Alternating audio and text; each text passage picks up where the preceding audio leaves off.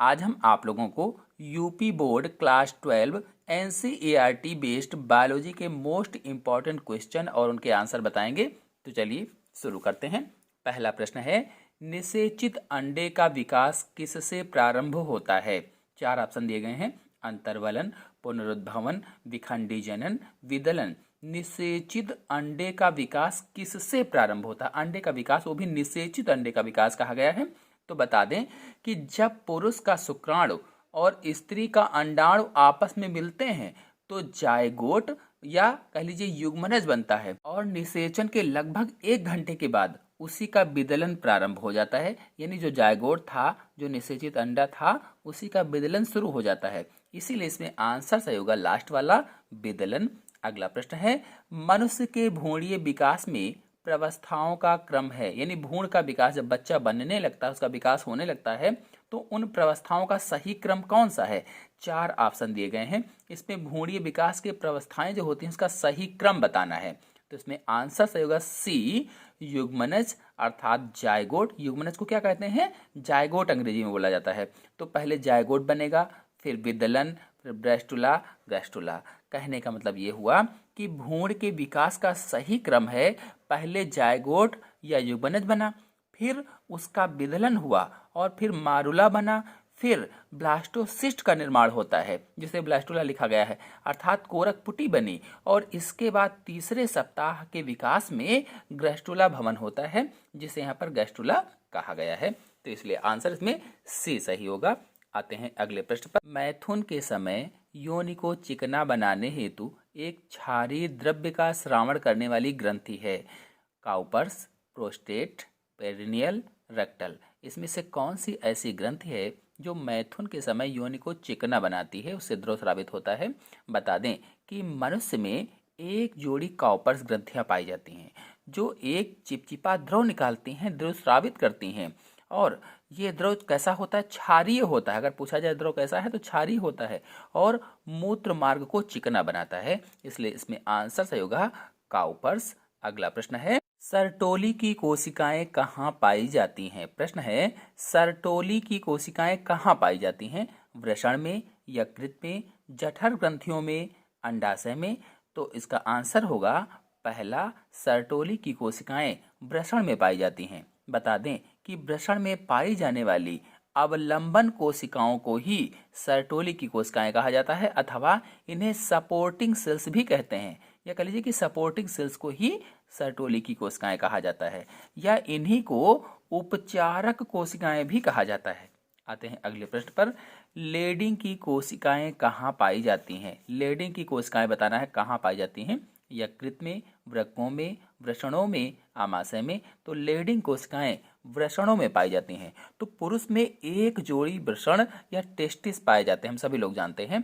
और यदि आप लोग वीडियो देखना चाहते हैं पूरे जननांगों का तो मेरे चैनल में अपलोडेड है, आप लोग जाकर के देख सकते हैं। तो पुरुष में एक जोड़ी टेस्टिस या वृषण पाए जाते हैं और इनके जो संयोजी ऊतक होते हैं, संयोजी ऊतक में रुधिर वाहिनियाँ और विशेष तरह के एंडोक्राइन ग्रंथि के जो कोशिकाएं होती हैं उनका समूह पड़ा रहता है और उन्हीं समूहों को या उन्हीं को लीडिंग कोशिकाएं बोला जाता है, या हिंदी में कहें तो अंतराली कोशिकाएं कहा जाता है।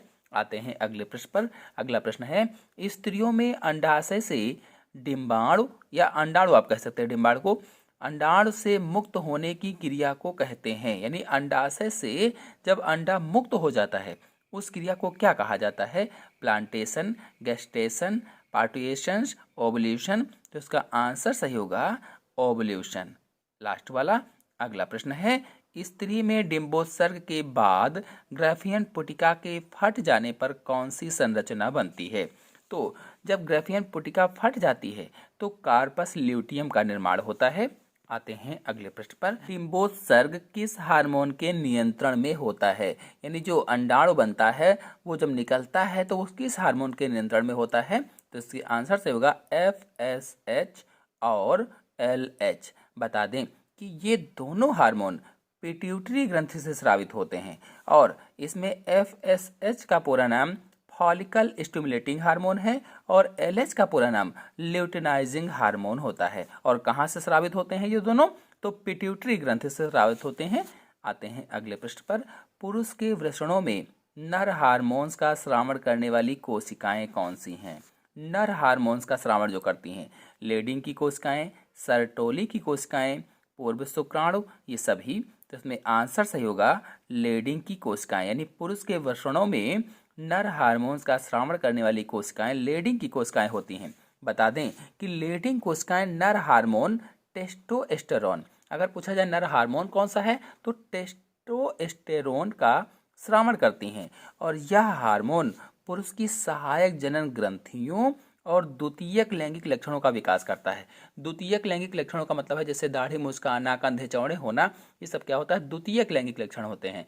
अगर आप लोग नहीं जानते हैं तो मेरे चैनल में द्वितीयक लैंगिक लक्षणों के वीडियो अपलोडेड हैं, आप लोग जाकर के देख सकते हैं।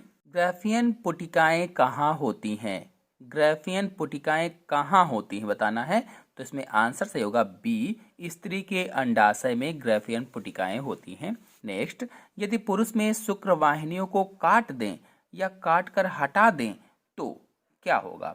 4 ऑप्शन दिए गए हैं। यदि शुक्र वाहिनियों को काट दिया जाए तो क्या होगा?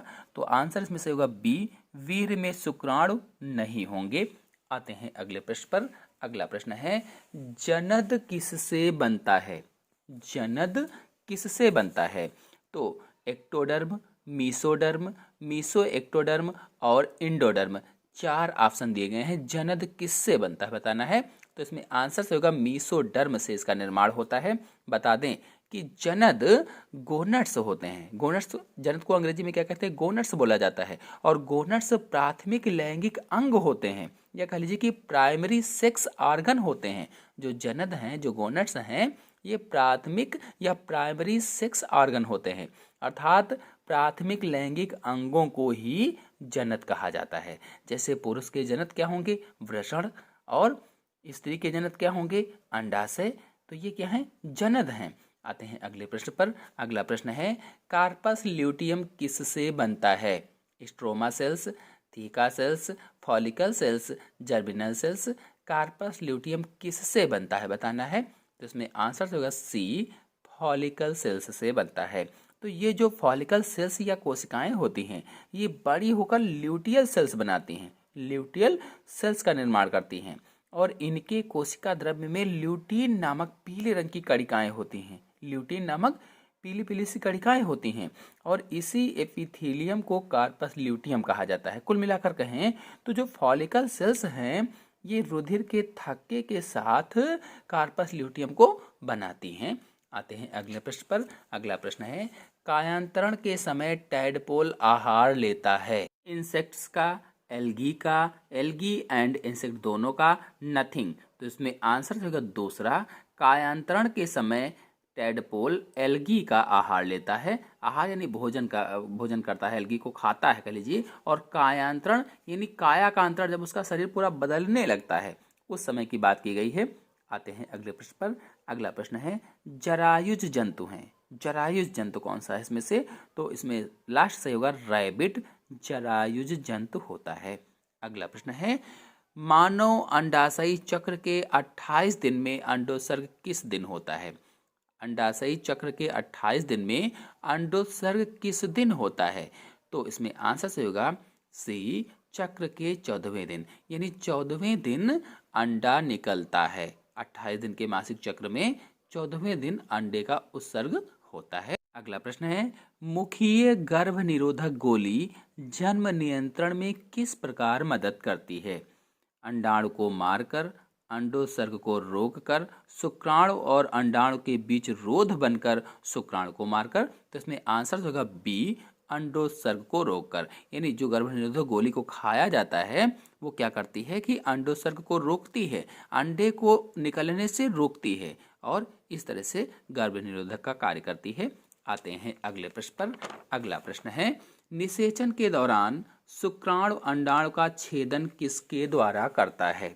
जब निषेचन होने लगता है उस समय जो शुक्राणु होता है, अंडाणु का छेदन किसके द्वारा करता है? तो हम सभी लोग जानते हैं कि जो शुक्राणु होता है उसका सबसे आगे का भाग एक्रोसोम कहलाता है, और जो आगे का भाग होगा वही अंडाणु से जाकर टच होता है, तो छेदन कौन करेगा? एक्रोसोम करेगा। इसलिए आंसर से होगा इसमें सी वाला।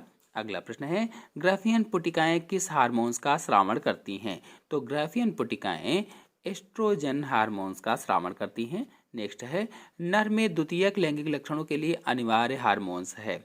नर में द्वितीयक लैंगिक लक्षणों के लिए अनिवार्य हार्मोन्स टेस्टोस्टेरोन होता है। ये नर का हार्मोन है, यानी पुरुष में हार्मोन्स पाया जाता है जो द्वितीयक लैंगिक लक्षणों का विकास करता है। दाढ़ी, मूछ, कंधे चौड़े होना आदि जो लक्षण होते हैं ये इसी की वजह से होते हैं। नेक्स्ट क्वेश्चन है, शुक्र जनन प्रेरित होता है। शुक्र जनन किससे प्रेरित होता है? FSH से शुक्र जनन प्रेरित होता है। ये मैंने पहले आप लोगों को बताया था कि FSH का पूरा नाम फॉलिकल स्टिमुलेटिंग हार्मोन होता है और ये हार्मोन पिट्यूटरी ग्रंथि या मास्टर ग्रंथि से स्रावित होता है। और पिट्यूटरी अथवा मास्टर ग्रंथि कहाँ पाई जाती है? तो हमारे मस्तिष्क में होती है। यदि आप लोग ग्रंथियों के बारे में जानना चाहते हैं तो मेरे चैनल में वीडियो अपलोडेड है, आप लोग जाकर के सभी ग्रंथियों के वीडियो अलग अलग देख सकते हैं। डिटेल से मैंने अच्छे से समझाया हुआ है।